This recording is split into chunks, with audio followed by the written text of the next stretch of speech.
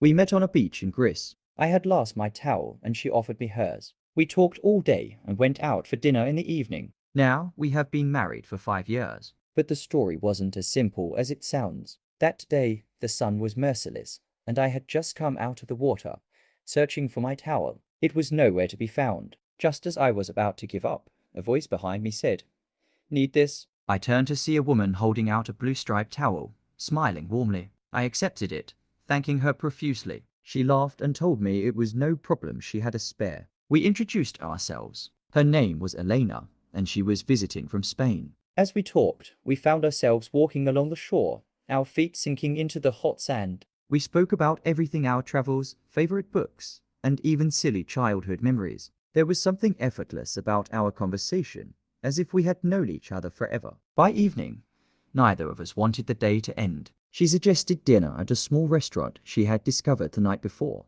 It was a charming place with fairy lights and tables set right by the water. We ordered seafood and wine, the salty breeze making everything taste even better. We laughed over shared stories, and every time I looked at her, I felt something shift inside me. Something unfamiliar yet exciting. After dinner, we strolled back to the beach. The sky was painted in deep shades of orange and purple, the waves gently lapping at the shore. We sat on the sand, listening to the water, and I found myself telling her things I hadn't told anyone before. She listened intently, her dark eyes reflecting the moonlight. When I hesitated, she reached out and squeezed my hand, reassuring me with a touch. The following days were a blur of adventure. We explored hidden caves, tried local delicacies, and even took a spontaneous boat ride to a nearby island. Each moment with her felt like something out of a dream. I couldn't believe that a lost towel had led me to someone so incredible. By the time our vacations ended, we knew we didn't want this to be just a holiday romance. We promised to stay in touch, no matter what. At first, it wasn't easy. Distance, time zones, and work schedules tried to pull us apart. But we held on, sending long messages, making late-night calls, and visiting each other whenever possible. Every reunion was sweeter than the last. A year later, on a trip to Spain, I knew I never wanted to leave her again. I proposed under a sky full of stars, right on the same kind of sandy shore where we had met. She said yes with tears in her eyes. Now, 5 years later, we often laugh about how fate brought us together. That towel, which she had given me so casually, is still with us, a little faded but full of memories. We take it on every beach trip as a reminder of the day everything changed. Whenever we tell our story, people say it sounds like a movie. Maybe it does. But for us, it's just the beautiful reality of how love finds you when you least expect it. And sometimes all it takes is a simple act of kindness, a stranger offering a towel on a sunlit beach in Greece. We were both reaching for the same book in the bookshop. We started talking, and it turned out that we adored the same author. Now we have been together for 7 years. Who else has met through books? That day, the shop smelled of old pages and freshly brewed coffee. I was browsing the fiction section when my fingers brushed against someone else's. A woman with bright eyes and a curious smile had reached for the same book at the exact moment. We both hesitated, then laughed. "You first," I offered, but she shook her head. "Only fair we decide properly," she said, suggesting a quick trivia match about the author. She fired off a question about his first published work, and I answered without hesitation. I countered with a query about his least popular novel. She grinned, answering perfectly. It was clear we were equally obsessed. Instead of competing, we ended up discussing the author's writing style, hidden themes, and favorite passages. Minutes turned into an hour as we stood in the aisle, lost in conversation. The book still rested between us, forgotten. She introduced herself as Claire, an English teacher who had been searching for that book for weeks. I told her I was a journalist and had read everything by that author. Realizing neither of us wanted to leave, I suggested grabbing coffee at the shop's CAF. Over cappuccinos, we shared more about our favorite books, literary debates, and guilty pleasure reads. She spoke passionately about literature, her hands moving expressively as she explained why certain books resonated with her. I found myself completely captivated, not just by her words but by her energy. By the time the CAF announced its closing, we exchanged numbers, both reluctant to end the conversation. That night, I started rereading the book, wondering if she was doing the same. The next morning, she sent me a message with a quote from it, and I smiled. That one message led to endless exchanges, long discussions, and eventually, our first official date at a bookstore event. Our love for books wove through every stage of our relationship. We gifted each other rare editions, spent weekends exploring hidden bookstores, and even wrote letters in the margins of novels we exchanged. 2 years later, I proposed in that same bookshop, right by the shelf where we first met. She laughed, teary-eyed, and said yes before I could even finish my sentence. Now, 7 years later, our apartment is filled with books, stacked in every corner. We still debate over authors, recommend stories to each other, and read together on quiet evenings. Sometimes we visit that bookstore just to relive the moment that started it all. The book we both reached for that day still sits on our shelf, a reminder of how stories can bring people together in the most unexpected ways. So whenever someone asks if people really meet through books, we just smile. Because sometimes, love isn't found in grand gestures, it's hidden between the pages, waiting for the right hands to turn them at the same time. We were stuck in a lift for 3 hours. At first, it was scary. But then we started talking, and it turned out that we had a lot in common. Now, we have been married for 3 years. Who else has met someone in a lift? That day, I was running late for an important meeting. I rushed into the elevator just before the doors closed, barely noticing the other passenger, a woman scrolling through her phone. The lift hummed as it started moving, but suddenly, with a jolt, it stopped. At first, neither of us spoke. I pressed the emergency button, but no response came. She sighed, crossing her arms. "Guess we're stuck," she muttered. We both tried calling someone, but there was no signal. The minutes crawled by, and the air grew heavy with tension. She paced while I leaned against the wall, drumming my fingers. "Well," she said finally, "we might as well introduce ourselves." And just like that, the silence broke. Her name was Emily, and she worked in marketing 2 floors above mine. We had probably passed each other before, but never noticed. As we talked, we realized how much we had in common: favorite movies, love for coffee, and even a shared dislike for office small talk. What started as polite conversation soon turned into laughter as we exchanged funny work stories and travel mishaps. The fear of being trapped slowly faded. An hour in, she sat on the floor, and I joined her. We talked about our dreams, childhood memories, and the things that made us happy. It was strange how easily the words flowed, as if we had known each other for years. She confessed she had always been terrified of getting stuck in an elevator, but this time, she didn't mind. I admitted I had never met someone I connected with so effortlessly before. As time dragged on, we started making guesses about how long it would take for help to arrive. "Maybe this is fate," she joked. "A dramatic love story to strangers trapped in a lift." I chuckled, but deep down, I wondered if she was right. The tension that had once filled the space was now replaced by something else, something warmer, something unexpected. I didn't want the moment to end. When the lift finally jolted back to life, we both stared at each other, almost disappointed. The doors slid open, and the outside world flooded in. People rushed to check on us, but before stepping out, I turned to her. "Coffee?" I asked. She smiled. "Absolutely." And just like that, what started as an inconvenience turned into the best day of my life. One coffee turned into many. Our connection only grew stronger, and soon we were inseparable. We often laughed about how fate had literally forced us together. 2 years later, I proposed in that same building, right by the lift that started it all. She burst into laughter, saying, "Only if we take the stairs after this." I agreed, knowing there was no one else I'd rather be stuck with forever. Now, 3 years into our marriage, we still joke about our elevator romance. Whenever we enter a lift together, she teasingly asks if I pressed the stop button on purpose. And maybe, in some way, fate did. Because sometimes, the best moments happen when life decides to hit pause, even if it's in the most unexpected places.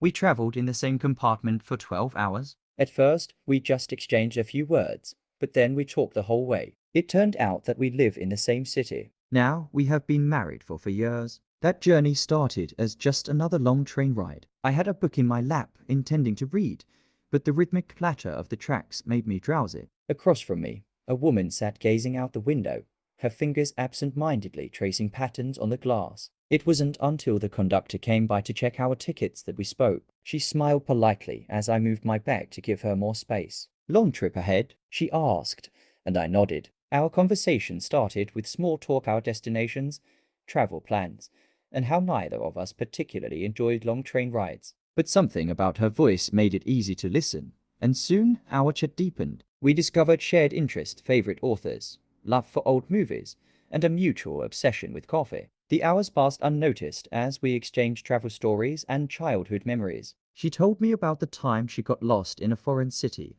and ended up making lifelong friends. I shared a story about a disastrous camping trip that left me stranded in the rain. Each tale led to laughter, making the journey feel shorter. At some point, the train stopped at a small station, and we stepped out for fresh air. The cool breeze and dim platform lights made the moment feel almost surreal. We stood there, watching the few passengers scurry about, neither of us wanting to end the conversation. Funny, she mused. I thought I'd just sleep through this ride, but I'm glad I didn't. I felt the same way. Back in our seats, the train rocked gently, lulling some passengers to sleep, but not us. Instead, we kept talking, delving into dreams, aspirations, and the little things that made life interesting. We spoke about our city, realizing we had unknowingly crossed paths before visited the same CAFS, attended the same events, yet never met. Maybe we were meant to meet here, she said with a small smile. As the journey neared its end, a quiet realization settled between us. This wasn't just a passing conversation between two strangers. It felt like something more. When the train finally pulled into our city, we hesitated before stepping off. Would be a shame if we just parted ways, I said. She laughed, reaching for her bag. Then don't let that happen. So we exchanged numbers, knowing this wasn't goodbye. What started as a random meeting on a train turned into something much bigger. Coffee dates became daily routines.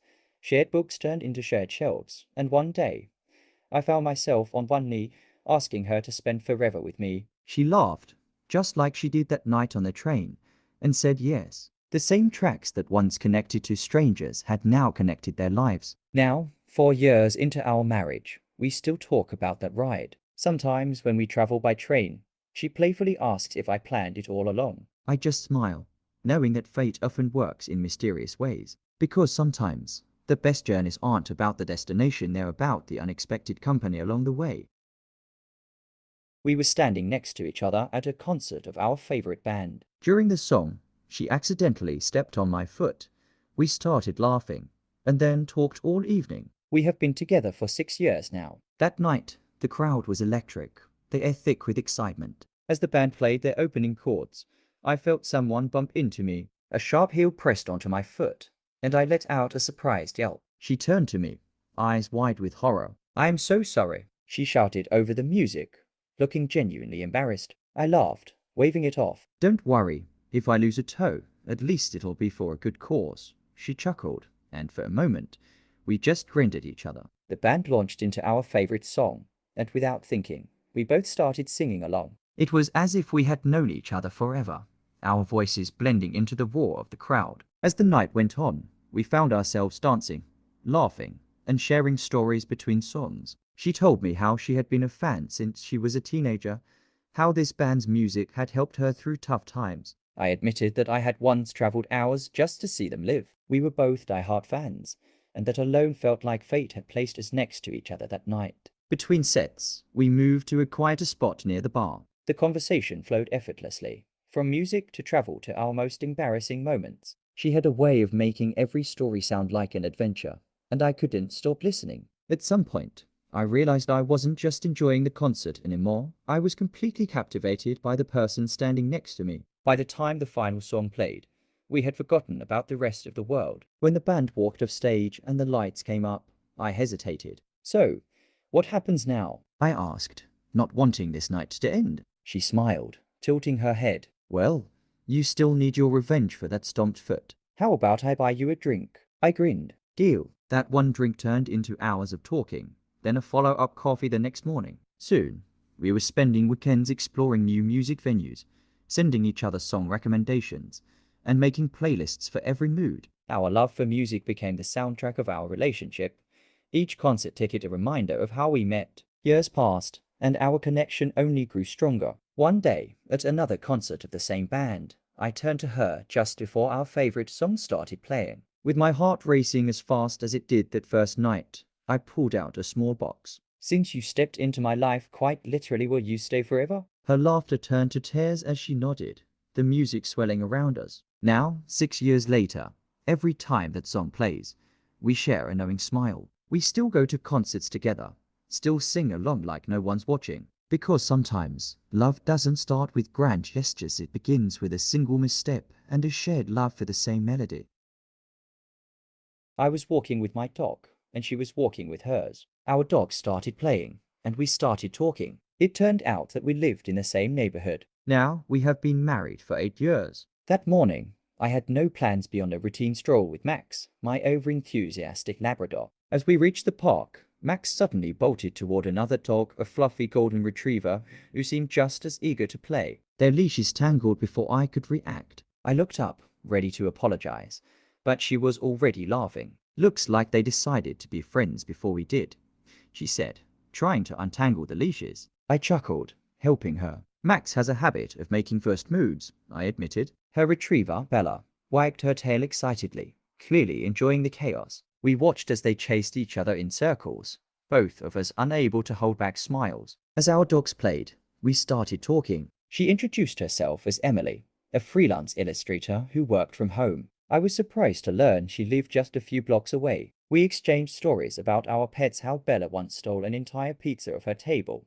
how Max had a talent for escaping from his leash. The conversation flowed effortlessly, as if we had known each other forever. Eventually, the dogs tired out, but we weren't ready to leave. We sat on a nearby bench, still chatting. She told me about her favorite coffee spot in the neighborhood, one I had somehow never noticed. I promised to check it out. She smiled and said, "Maybe I'll see you there." It felt like an invitation, one I didn't want to ignore. Over the next few weeks, we kept running into each other at the park, at that coffee shop, even at the grocery store. Each meeting felt less like coincidence and more like fate. We started planning our walks together, letting Max and Bella's friendship mirror our own. Soon, those walks turned into movie nights, dinner dates, and long conversations that stretched until sunrise. One evening, as we watched the sunset from our usual park bench, I realized something. This wasn't just a routine anymore, it was the best part of my day. "You know," I said, "I think our dogs might have had a plan all along."